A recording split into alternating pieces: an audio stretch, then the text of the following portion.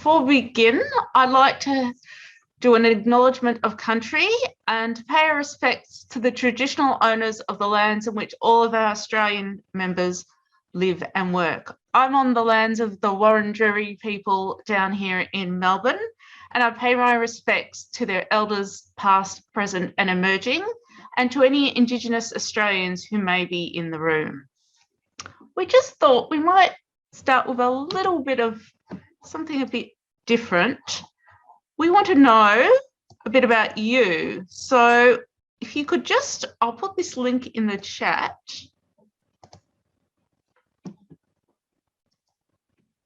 We want to know where you are today. Just put that in the chat.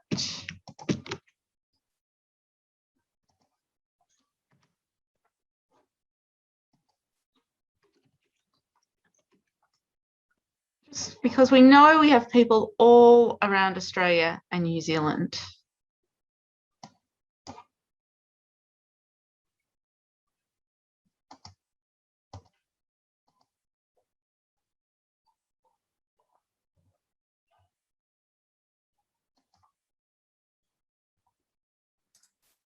Okay.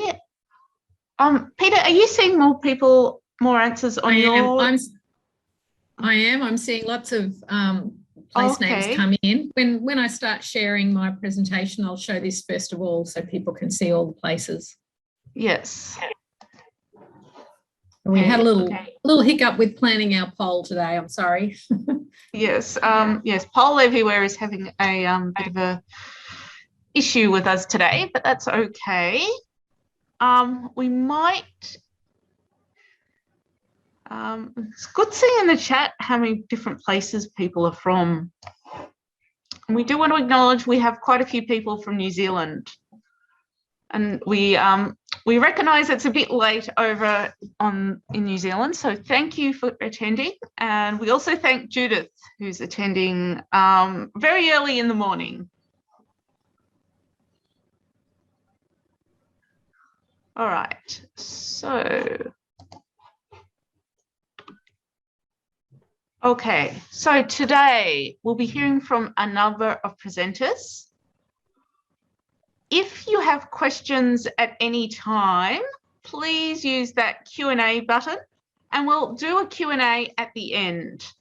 We've had a number of questions submitted that we will be asking, but there will be time to ask more questions at the end. And if we don't get around to all the questions, we will post them on the ANZREG list.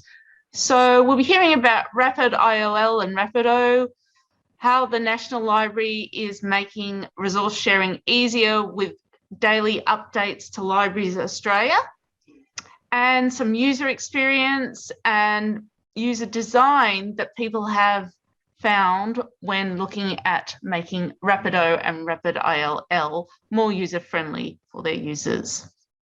So I'd like to pass over to our first presenter, who is Peta Hopkins from University, who will be talking about RapidILL and Rapido innovation metrics and processes.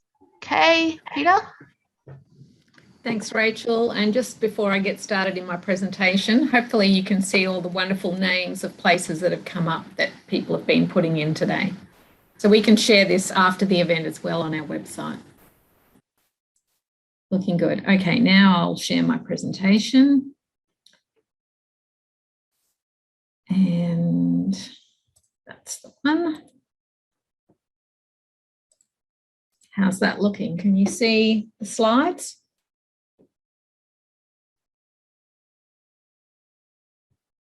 Okay, so thanks for the introduction, Rachel. I would like to acknowledge the traditional custodians of Kombumerri country where I live and work. In 2019, Bond University Library made a bold move to set Expand Beyond the Library as the default search scope for most of the year, and this resulted in a significant increase in resource sharing requests. So I'm going to talk to you now about our experience with RapidILL and Rapido and see if we're heading back to increased levels of resource sharing. Bond is a small, private, not-for-profit university with fewer than 4,000 students. We have a small library team that hovers around 24 staff. Student experience has been articulated as a key strategy at the university since I can remember, and I started here in 1999. All students and staff, except for a very small number of short course students who are on campus for a short time, are eligible for requesting resources not held by the library. The customer services team comprises of a team leader and 4 other staff, 3 full-time, 1 part-time, 1 casual who works 20 to 25 hours a week. And that team is responsible for more than document delivery and interlibrary lending. They cover all aspects of circulation, reserve processing using Alma and Leganto, and working with the faculty librarians to prepare print and digital reserve. And they also do digitisations from our print collection for staff and students who are working remotely or stuck in lockdown. So this team does the bulk of day-to-day resource sharing work. Other roles are handled in the information resources team, where they manage purchase requests, manage electronic collections, and oversight of the document delivery budget. And in the digital library services team, we look after user experience, system administration, and provide project management support for new technology rollouts and ongoing support to our team for logging cases, that sort of thing. So a little bit about innovation. The library plan articulated initiatives to simplify and promote mechanisms for staff and students to request resources they cannot find in library search. This was the key reason for us turning on expanded results by default in 2019. That same year, my colleague Jessie Donaghy undertook research into user behaviour when requesting resources, and she presented this at the Igloo conference in that same year. That research has proved really helpful to us as we have made further innovations and now in reflecting on our current situation.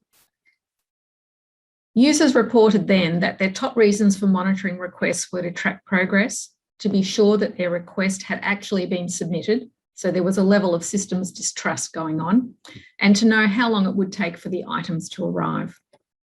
Their most important feature they wanted was simple, easy request submission, ability to request multiple items, like an online shopping cart, and ability to track progress. The key learnings for us was that we needed to communicate expectations better. Our new users were surprised at how quick the turnaround time actually was, typically 3 days when they thought it might be 7 or even more. And secondly, that we needed to aim for increased self-discovery. So there was less reliance on librarians recommending the service and hopefully less inquiries to ask a librarian or directly to faculty librarians containing citations with a "please can you get this for me" message. And also fewer questions being submitted about the requesting process itself. So the key innovations over the last few years. In 2016, this was a big change for our users and for our staff. And we moved from multiple systems, interfaces, web forms, email, to all work being done in Alma and just a few external systems like Subito and the National Library of Medicine in the United States. The next big change was 2019, and that's when we turned on the expand by default. And this removed a significant barrier for users, most of whom did not know about the expand checkbox or even know that they could request items we didn't have. In 2020, we started using RapidILL. We started out in April as part of the special COVID pod, which was free for 3 months as borrowing only members. And then this year we have implemented Rapido with our go live in early June. A bit more about RapidILL. Last year, when Ex Libris announced the free COVID pod, we saw that as not only a fantastic community initiative to get through pandemic lockdowns, but also a real hands-on experience to see RapidILL in action. We quickly understood that our customer wait times were going to be reduced, and there was talk of integration with Alma Resource Sharing eventually. So by the end of the free COVID pod period, we were able to articulate to being full borrowing and lending members. We used the RapidILL website with manual processes in downloading and emailing PDFs to our requesters. Once we sorted out how to contribute our holdings more comprehensively, we started to receive more requests from other libraries. And then in October 2020 ALMA release, we were able to integrate RapidILL with ALMA. The customer services team only had to log into RapidILL occasionally for exceptional requests after that point. Given that this would be a change of procedures for our staff, we took this opportunity to also introduce unmediated requesting so that the changes for the team were consolidated rather than drawn out over weeks or months. They had already been dealing with enough change due to the pandemic, lockdowns, then the RapidILL interface, and then moving back to working in ALMA, only differently. And kudos to that team for being so adaptable. Initially, we had only a few requests coming in from RapidILL, and we determined that our holdings were missing many of our print journals, where we only had summary holdings and no item records in ALMA. With the help from Ex Libris support, who wrote up procedures for normalisation rules to address this, we were able to update our OAI PMH publishing, which RapidILL uses to harvest our holdings information, and the requests then started to build up. I think we were also initially on a low request threshold until we were properly settled into the system. The holdings data publishing is now fully automated since we now update the collections in the electronic collection internal description in ALMA with keywords to build logical sets for the OAI PMH process. The key benefits for our users were faster delivery time and faster still once we undertook the integration with ALMA and minimised mediation of requests. There was no significant change in user experience of placing the actual request. It all looked the same as before in Primo. With the majority of our requests being directed to RapidILL, we could see that the overall cost per request was starting to reduce. And then along comes Rapido. I'm not going to go into a lot of detail here because I know that Thomas is going to talk about, give a bit of a demonstration later on. So just a quick look at this slide with a screenshot showing the request tiles as the big change in Primo. Okay, some more about Rapido. In late 2020, Bond Library signed up to the Rapido Early Adopter Program. We were attracted to the potential for even more of our requests, this time physical requests, being covered by what would be a known annual cost. Rapido includes RapidILL. Even more so, we could see that it would bring some improved user experience and address some of those key learnings from Jessie's research in 2019. Rapido puts those eye-catching tiles in the Primo interface and they really stand out to users. They clearly communicate expectations up front. You can get a physical or a digital portion. This is how long you can expect to wait and how long you can have the physical item for.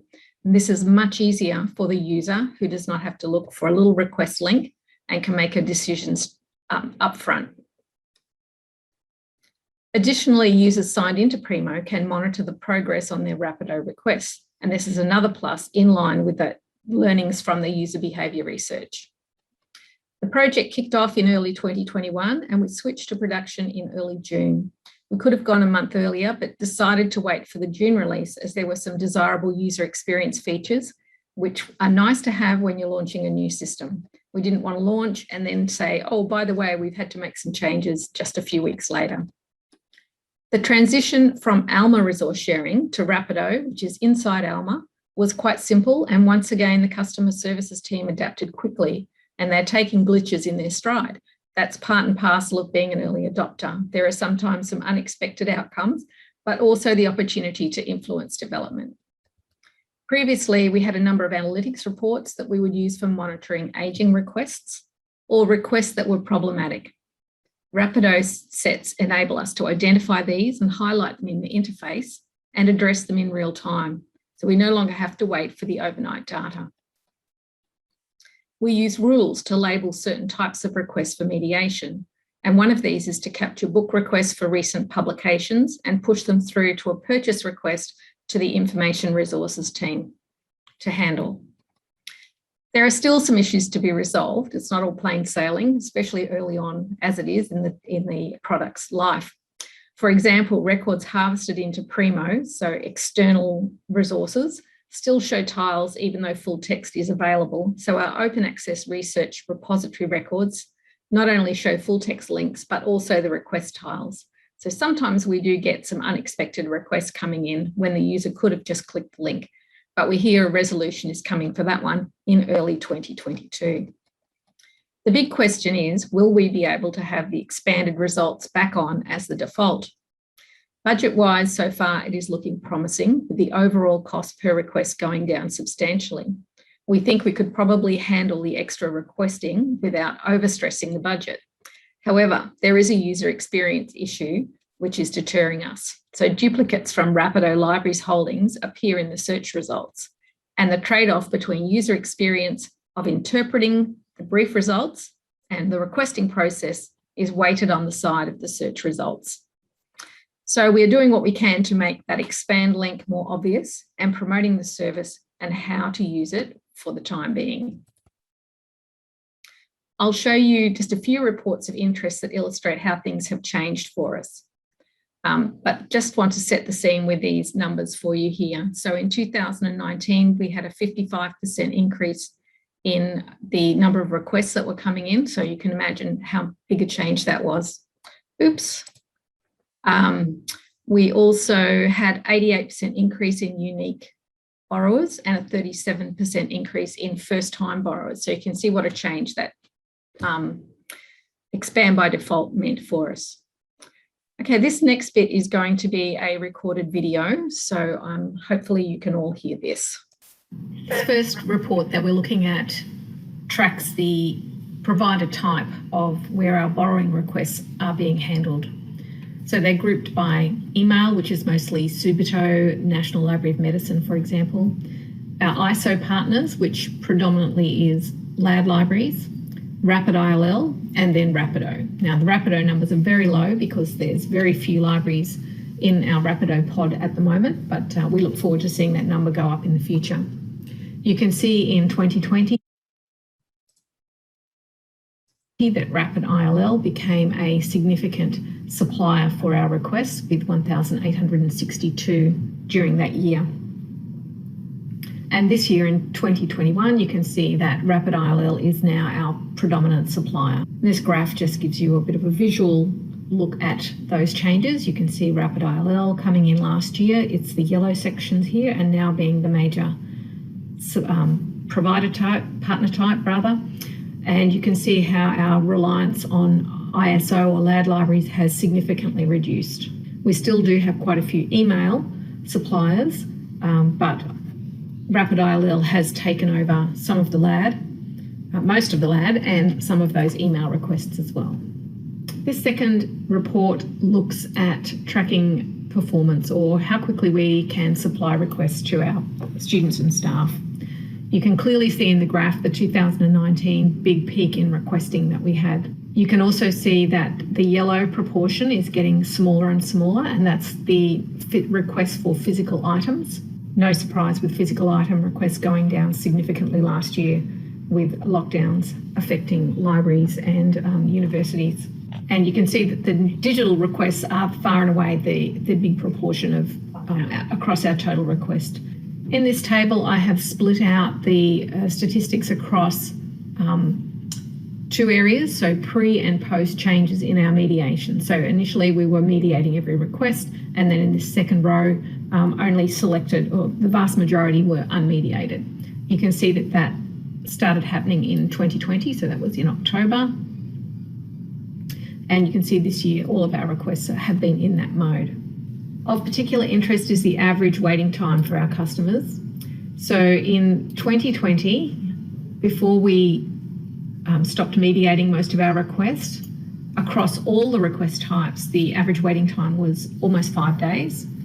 And then once we stopped mediating so many of them, it was reduced down to 2.32 days. So that was a really significant change. And you can see this year that it's roughly the same. Looking at the average days for partner supply, you can see that last year was 3.47 for the earlier part of the year, was substantially larger than 2019. And we think that's the impact of the pandemic on libraries being able to supply. Moving down to the next table. This is looking at digital requests only, so book chapters and journal articles. That's the vast majority being handled through RapidILL. So we had, for those, prior to October when we stopped mediating, we had average days for partner supply was 5.16, and afterwards it was reduced to 1.11. So we think that that is just later in the year. Less libraries were still under lockdown. We were actually, they were able to supply to us. And of course, with the vast majority of them going through RapidILL, we had a much larger pool of libraries that were supplying to us, and more of them were available to supply requests at any given time. The average waiting time went down from 3.49 days down to 1.6 days. We're really pleased with that. And that demonstrates the difference in how long requests were sitting in our system, just waiting for our customer services team to actually review them before they got sent on. So a really significant change there. To illustrate that point about, saving time with requests waiting for mediation, we were really aiming to get these two lines closer together. So the yellow is the average waiting time, and the green is the average days for partners to supply the request. We have apart from choosing which partner we can send it to, we have very little control over, what's affecting other supplying libraries and how long it's going to take them. So the best we can do is try to get these lines as close as possible together. And finally, we'll just have a look at the net borrowing lending position that we're in. Now you can see that over the last few years, the total number of requests that we have, our borrowing requests, so requests that are being supplied to our students and staff, that it was in the thousands. And all of last year and this year to date are pretty similar at the moment. So I'm expecting this to get over 3,000 by the end of the year. Let's compare that with the requests that we've supplied. You can see that in previous years we were in the hundreds until last year, where we had a significant increase in November and December. We think that's when we went from a low threshold in RapidILL up to a more regular number of requests coming to us once we had the system bedded down. This year, every month we're supplying in the hundreds compared to previous years where it was in the tens. So this is a significant change for us, going from being a net borrower for many years to being a net lender. So I have talked a little bit about process changes along the way with RapidILL and Rapido deployments. I'm going to finish up very soon, but I just want to provide a bit of a summary. The main changes to processes have been the ones affecting the customer services team. So they've had a substantial decrease in borrowing requests that they actually touch. Now they only look at them if they need to be mediated or if they've been rejected. So the majority of requests automatically go to RapidILL and are filled quickly, even on weekends. They now spend more time on lending requests, retrieving items from the shelf for digitisation and supply to other libraries, and come into the office in the mornings with a queue of lending requests ready to be actioned, whereas previously they probably would have spent more time later in the day mediating borrowing requests as they were submitted, except on Monday mornings, of course, when the weekends submissions would have been sitting there. So Bond is now a net lender, not a net borrower. That's quite the change. While we're spending more time satisfying other libraries' customer requests, the overall amount of work time has not increased. But for even better return on our efforts, we really want to see more of our students and staff enjoying this service more frequently. So we will continue to promote it and to make sure they know how to expand their search results. And thank you. That's it from me. Thank you, Peta. That was excellent. I've already got a few questions, which is really good to see.